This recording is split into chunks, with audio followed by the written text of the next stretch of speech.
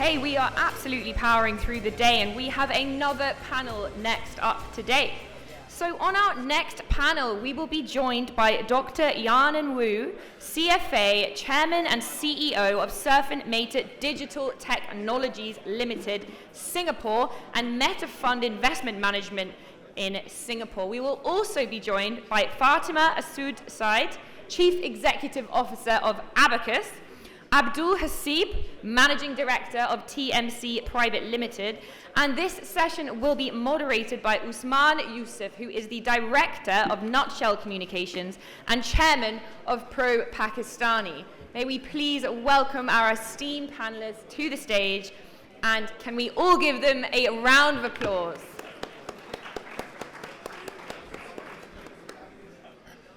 Okay, shall we get started?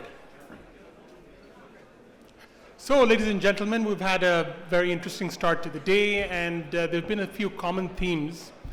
But before we get started, a little bit of housekeeping. I've been told, and this might be good news for many of you, that I have 25 minutes. Started with 35, then became 30, and now it's 25. And even better news, depending on how hungry you are, lunch is next. Round of applause. Okay. So maybe a little bit more excitement in the room. Okay. One of the key themes this morning has been the power of technology, right? So we all know that technology is a great equalizer. It has the ability to set the playing field at a particular level where everybody can play, and it can empower financial inclusion. I have an esteemed panel with me today. I'm going to, instead of rambling on about what my thoughts on the topic are, I'm going to throw it on to them. But one quick thought about Gen AI. Gen AI is really, and I'm sure many of you have used ChatGPT or Claude or Anthropic and so on and so forth, and a number of sort of tools that are now available today. But really, Gen AI is not like any of the past buzzwords that we've all experienced when we're looking at technology. It's not like big data and IoT, and in fact, Gen AI includes all of those technologies, but it really is a sea change. It's a complete transformation compared to everything that's come before it. So, starting with Dr. Yanan Wu, who's come all the way from Singapore to join us. Dr. Yanan, I'd like to ask you about Gen AI. Our children are going to be, are being born today in a very different world than our parents' world, or even my own world. And they have to be digital natives, and they have to really embrace artificial intelligence. How do you envision artificial intelligence impacting fintech, impacting wealth management, and how will this new AI landscape transform the lives of people globally, regionally, and even in Pakistan? Thank you. Thank you, Asma. Assalamu alaikum. I'm not very good at Pakistani, and peace be unto everyone. Thank you. Thank you for encouragement. This is really my first time to Pakistan and Karachi. As the moderator just mentioned, I flew all the way 13 hours from Singapore, arriving this morning, 7 o'clock. So I'm really surprised, actually, and really encouraged by this full house for this, the 8th edition, the Future Summit. So I've been speaking many occasions in different parts of the world. I never see such a crowd. Fully packed in the house, in the room, and right before the lunch, there's still such a big crowd. So I should say salute and congratulations to the Nutshell and Unity for organizing such a successful event, and happy 8th anniversary to everyone. Yeah. So as I just mentioned, we Surfin devoted to apply for AI technology and big data, machine learning technology to do financial inclusion, to provide the financial literacy, to deliver financial access to those unfortunate or underserviced users. So far, for the past 6 years, we headquartered in Singapore, provides to 6 million users across 9 countries in 3 continents, including Southeast Asia and South Asia, Latin America, and Africa. So Pakistan is the only country, major country, we have not been covered yet. So hopefully from this trip, I learn more about this amazing country, and I can learn from my, this wonderful, industry pioneers like Just Cash, like other financial inclusive giant in this country, because as I just mentioned, this is the era of Gen AI. And what does that mean to everyone here sitting in the house? I think two keywords to summarize. One, inclusiveness. Second, agent. Like it or not, technology is flat. And AIGC, the Gen AI, will make it even flatter. That means inclusiveness, whether it's financially, whether it's technology, will be even more deeper rooted through technology. We have witnessed that technology has been so scalable through surfing service in 9 countries, as far as Africa, to 60 million users. I used to be a nuclear physicist, which is totally unrelated to fintech. I was used to work in Los Alamos National Lab in the United States for a number of years. At that time, we used so-called the supercomputer, the big connection machine, to deliver models, to understand data. But now it's all chips, so microchips that make it so scalable that because of this digitization, big data is available. Computing power available. That's the result of Gen AI. So that's the first keyword, more inclusive, more big data to this society. Secondly, agent. As I just mentioned about wealth management, about investment, in the future, everyone should have a wealth management agent. Every bank customer should have a financial agent. And once again, I salute Just Cash provides so much access to this country, because I believe 240 million population in this beautiful Pakistan need all of them to have financial access. Because that's the only way to kick off the economic flying journey for this country. Without ignoring the underserved community, this country has a hope. 250 million population is a big market. I used to be brought up in China, 1.4 billion population, and we have witnessed technology has bypassed this economic growth. So I would summarize, in the future, I hope in this room, we talked about twin deficit earlier by the previous speaker. We talk about the double zero in this quarter. There's no investment in this country. I hope from this room, we will welcome more investment through Gen AI, so that this country, more and more of 240 million population, especially those being ignored, can have a chance, can have an opportunity to access. Let me just stop here, sorry. Thank you. Thank you so much. One minute. मेरी आप सबसे request है कि please जिनको बातें करनी है वो बाहर जाके बातें कर लें, तो बहुत ज़्यादा नॉइस है और मीडिया के दोस्तों से गुजारिश है कि थोड़ा सा खामोशी के साथ, तो मेरी हम्बल रिक्वेस्ट है. Thank you. Thank you. That's very much appreciated and much required. Thank you. Thank you, Dr. Yan. I think you made a fantastic point around making technology, making the earth even flatter, and the fact that wealth management with agents is something that every Pakistani deserves. Personalized wealth management moving forward, and that kind of financial literacy. So thank you very much for that, and we hope that you can bring some of that to Pakistan too. Now that you're here, we're going to make you stay, hopefully, or make you come over and over again. Not make you stay, yes. Come over and over again. So moving to Fatma. Fatma, your company, Abacus, has been around for close to 4 decades. Kudos to you and your team, of course. And we travel abroad. Many of us have the good fortune to not only travel, but also to work abroad. I understand that Abacus has been doing a lot of work outside of Pakistan as well. So I guess the question I would like to ask you is, as you look at technology services and trends sort of moving outside of Pakistan, what are the things that you sort of jump out at you as things that we need to keep an eye on? What should matter to us in this particular segment that perhaps doesn't as much as it should, really? Thank you so much. Assalamu alaikum and good afternoon. Thank you, Asfar and the Nutshell team, for this amazing opportunity, and kudos to you to to spearhead the momentum that we need. I also want to Asfar, thank you that I'm the first representing the women leadership over here. So thank you for that opportunity to kickstart many amazing conversations that will happen over the course of the next 2 days. So Abacus as an organization, we are, mashallah, almost 40 years now. And it was born and bred in Pakistan. But our footprint is now across 4 continents. And the focus is to constantly transform the environments, the people, the clients, the communities that we work with. And as I say, the story has just begun. The shift after our PwC legacy and PwC days that took place was a pivot towards technology and outsourcing.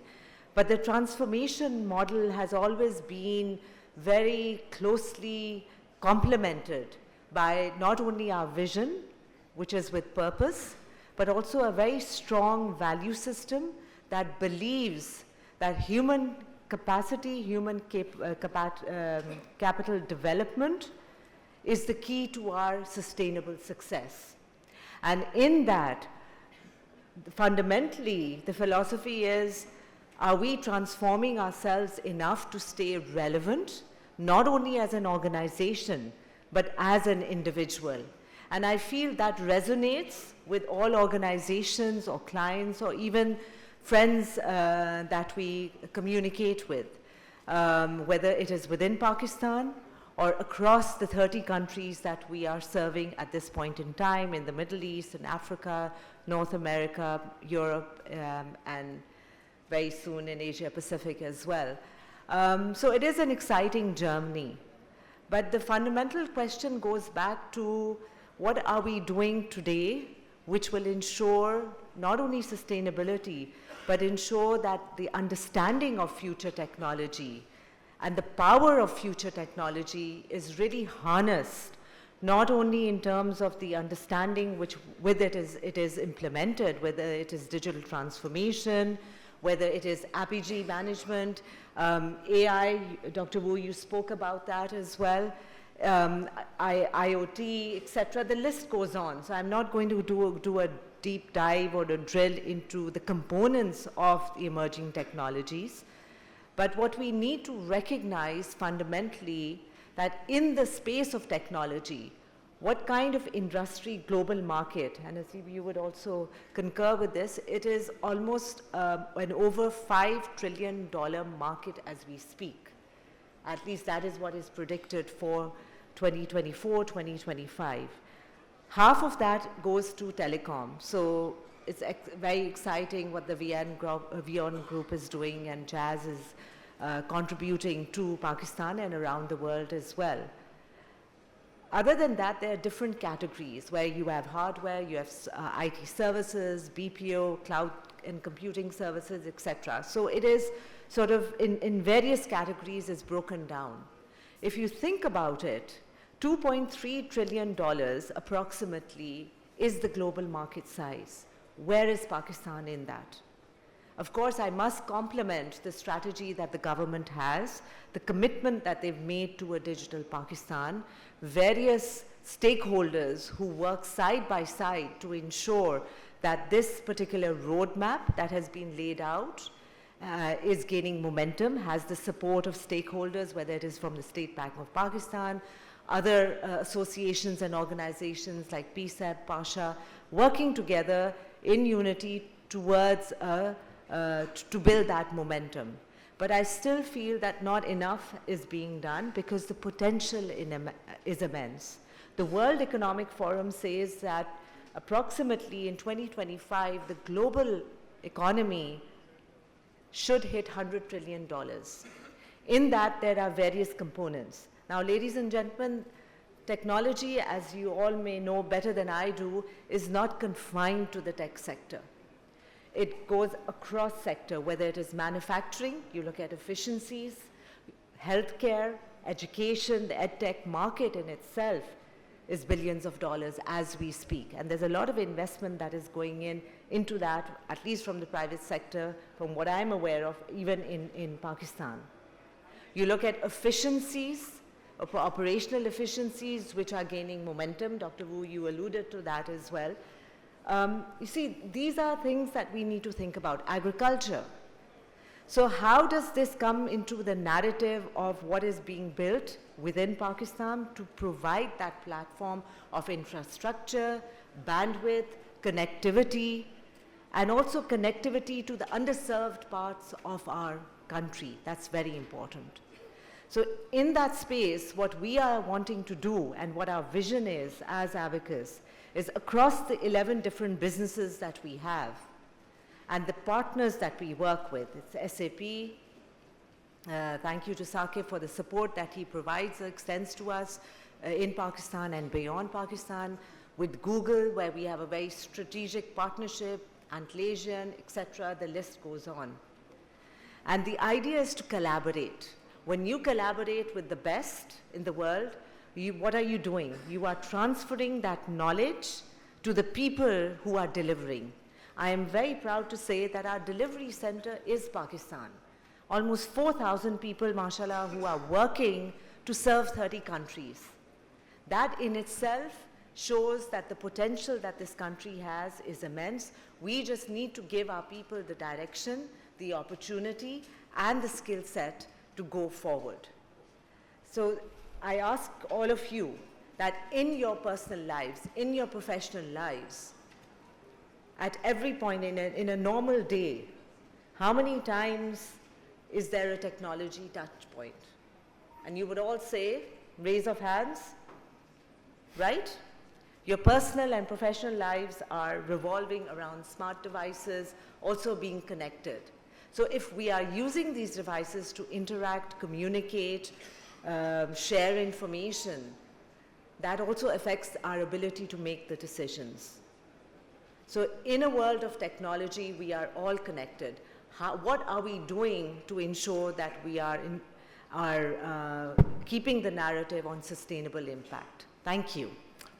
Thank you, Fatma. $2.3 trillion.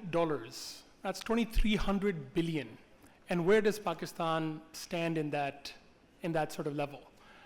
We heard somebody say earlier that our exports were, I think it was Asfa, in fact, who mentioned that our exports are around 3 billion. Of course, there's a local economy, but clearly there's a lot of room to grow. And collaboration, which I think is a very important theme that you've sort of shared with us right now, is collaboration isn't just amongst people that are in Pakistan and outside, but collaboration amongst all the stakeholders in the ecosystem, working together to grow the pie. That's really the key. So everybody wins rather than I win and you lose. We all win together. And a shout out to Jimmy Wen, who was up here a few minutes ago. Anyway, moving along to Abdul Hasib then. Abdul Hasib, William Baubin was up here and he was talking about investment into the country. The people who are here need to invest into their own country and put sort of their money where their mouth is, proverbially speaking. So you have recently gone through, or not very recently, but in the near term, you've gone through an acquisition, a bold acquisition. Tell us what kind of drove your thinking to make that acquisition. And if you were to do it all over again, would you still do it, or would you do something differently? Ji, Assalamu alaikum everyone, and a very good afternoon. So TMC went through acquisition of Siemens SAP business in Pakistan. As TMC as an organization, we are a very specialized system integrator for SAP. We implement SAP per se. And our vision is that we want to keep our focus on one thing, which is implementing SAP, and grow it globally and do it very, very well. And again, the acquisition that we did was an horizontal expansion for us. We were doing something very specific, and the business that we acquired was a value add and an addition to TMC to expand our SAP business per se, and the practice was SAP that we acquired. And again, as in terms of our journey as TMC, we have been growing organically for the past 14 years. And the acquisition of a major player, which was a 25 years old practice of SAP in Pakistan, benefited us in multiple ways. So one was that, we were able to solidify a much stronger customer base, plus a lot of knowledge as well, which came as part of the acquisition in shape of people who are part of TMC now. And, as a fast-growing organization, you have challenges and you have problems as well. So once we table those, there are people internally with that experience and background who have answers and solutions to those right away. And then again, apart from that, now we are going global as well. So we have TMC in America, we have TMC Saudi, we have TMC UAE. So all of these setups that we have and the growth that we are getting globally as well, wherever we sort of, as a brand name as well, that Siemens is a very strong brand name. So there is a brand recognition globally as well. Wherever we go and we, as part of our history and legacy, we name Siemens, there is an immediate benefit that we get with our customer base globally as well. And I'd like to also highlight that we have been discussing since the morning as well, the focus on FDI, which is of course important for the country. And just speaking on the topic of acquisitions, if I was to do it again all over, we are very much focused on doing the same thing, but now at a global scale for a global SAP practice per se. While FDI is important and loans is something that the country has been living off of or surviving, we are looking forward to receiving more of. But these are all monies that we have to return at the end of the day. If somebody is bringing in investment, they want returns out of the country as well. Same goes for, of course, the loans as well. Acquiring or building an export-based setup or acquiring setups externally, which is going to bring in constant and steady stream of revenues to Pakistan and build a services business off of that, again, IT focus, something that we can do very well, is I think a very evident sort of a way forward for any IT company this point forward. So we as an organization as well are looking forward to the fact that to expand ourselves inorganically outside of Pakistan. Organically we are already doing. We're looking forward to acquiring setups outside of Pakistan as well and bring those services back to the country and build the overall export base from a services standpoint of the country. So I think that this is a key sort of method or approach forward for all IT setups in Pakistan. Thank you. Fantastic. Looking abroad for Pakistani businesses to acquire businesses abroad, I think that's the sort of thing that makes everybody really happy. That makes me smile, certainly, when any Pakistani business goes outside of Pakistan and acquires a business. And then when you have this sort of FDI coming, or not FDI, but foreign exchange coming into the country through services exports, I mean, that's the sort of least impediment path that we could all take. Coming back to Dr. Wu, and perhaps, Abdul Hasib, you might need his wealth management agent very soon, hopefully you and Fatma as well.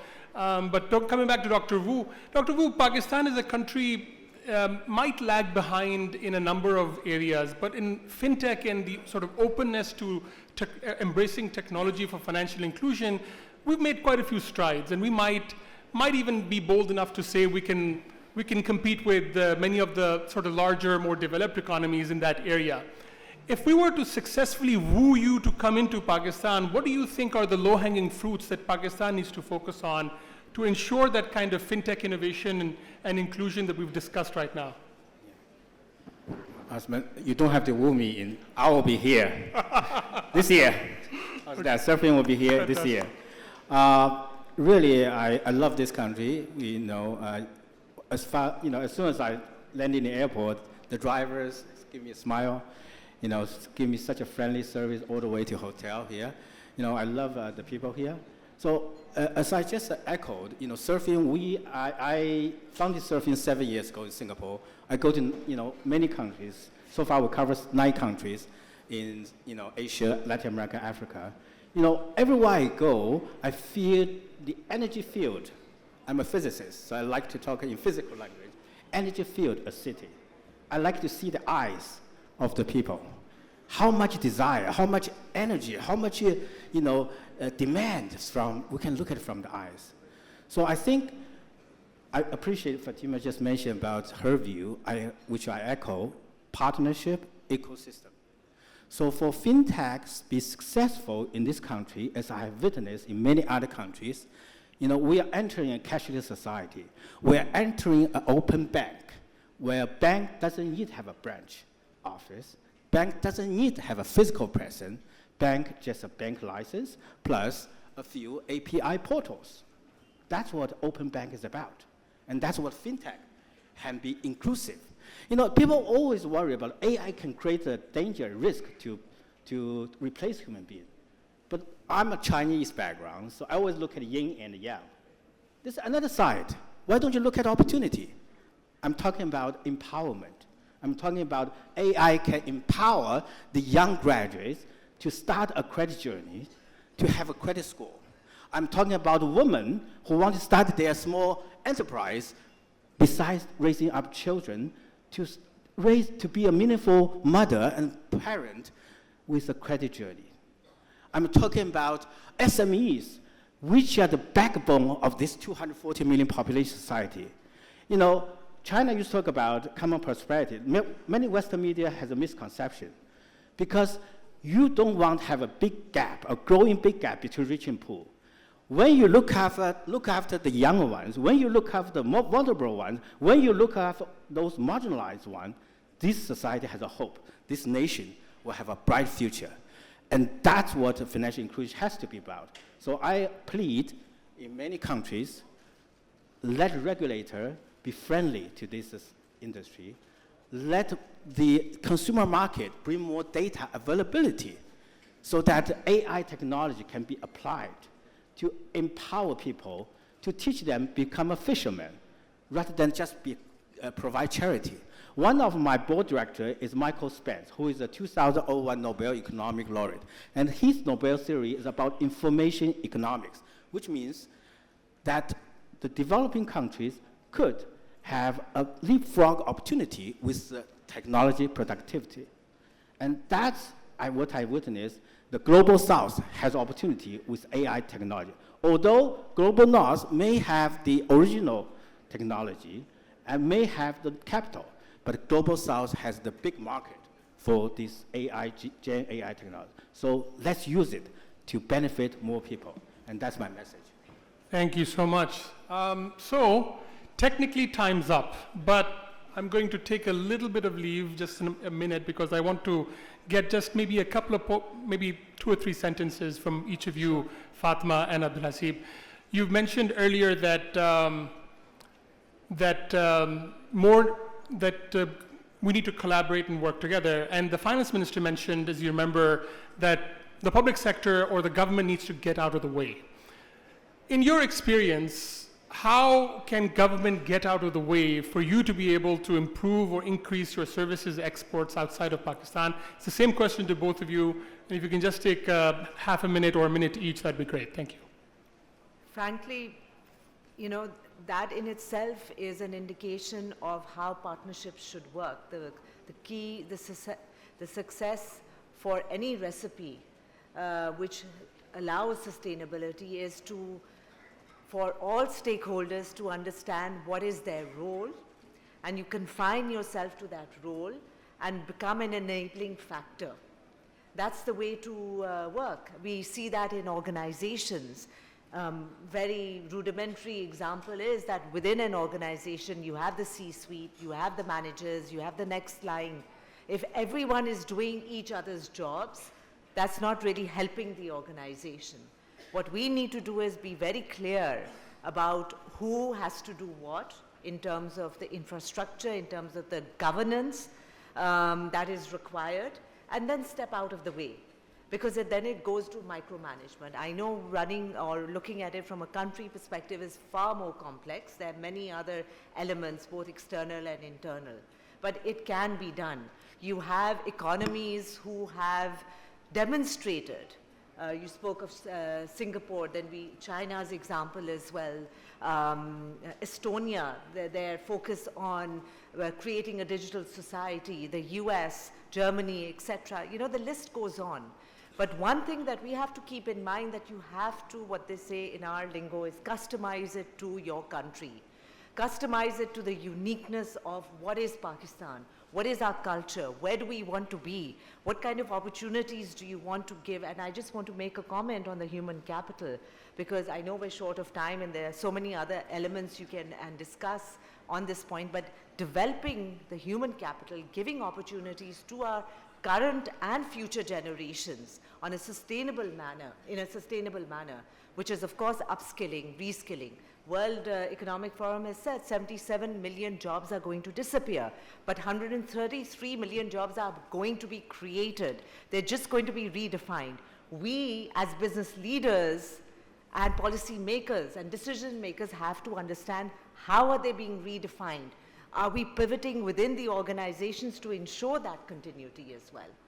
So as I said, there's so much that one can actually talk about. The women impact on economic activity, not just being in the offices, some of the boards that I sit on the non-for-profit side, the women inclusion in impacting not only economic activity, but focusing on health and education and wo jo tarbiyat ki baat hai, ek shaur hai, that needs to be strengthened, I feel. So I will leave you with all of you with this particular comment is, if not now, when? If not us, then who? So let's build a better Pakistan. Thank you.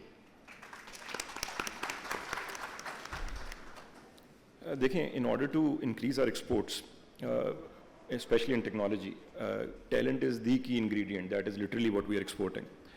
Whatever has happened last 2-3 years, we did not have, and talent has two sides to it. One is training and education.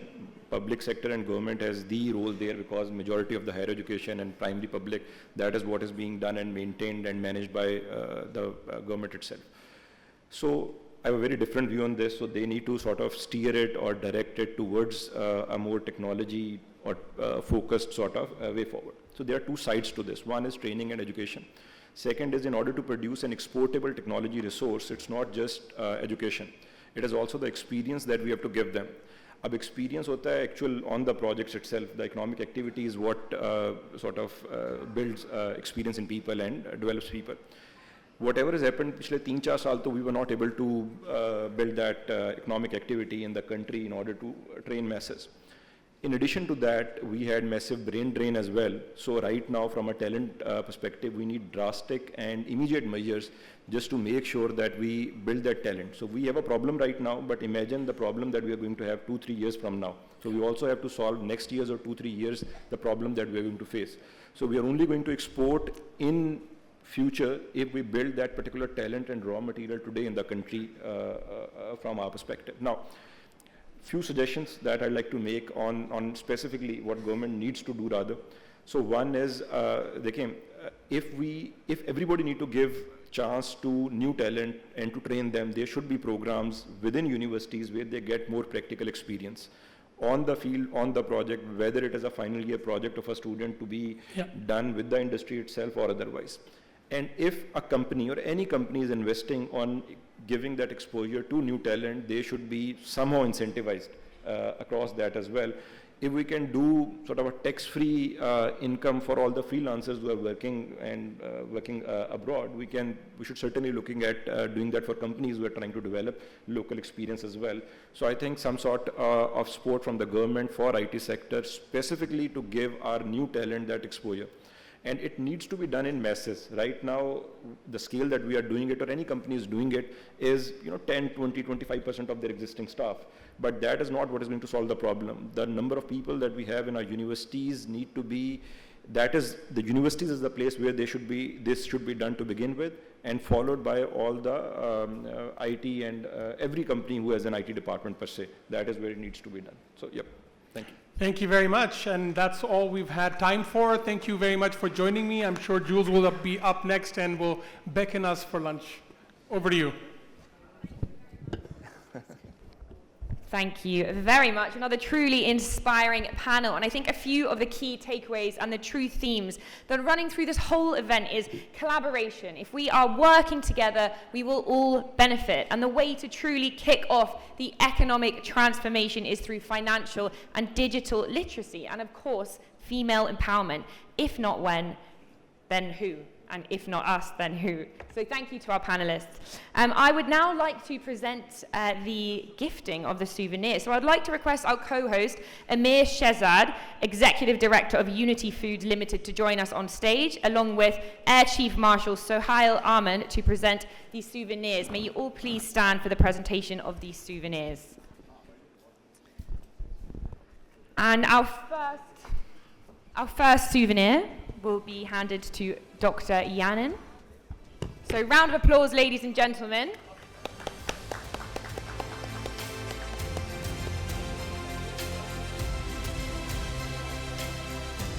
Thank you. And for Fatima Asud Saeed.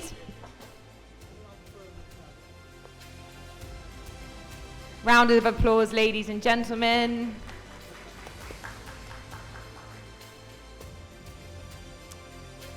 So round of applause to Dr. Yanin Wu. Let's keep it going. We're almost at lunch, ladies and gentlemen. A little bit more energy.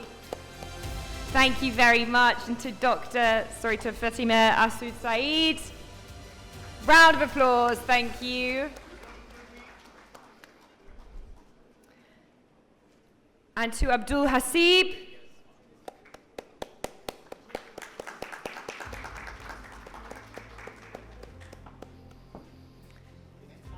Thank you. And lastly to Usman Yusuf. And if you could all please stay on the stage, I'd like to request Rabia Ahmad, Director and CEO of Nutshell Group, and Major General Shahzad to join on stage for a group photo.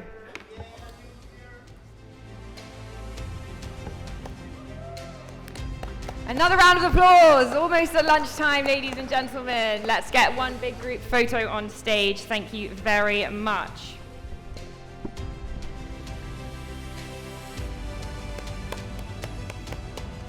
Last round of applause before lunch. Thank you, ladies and gentlemen.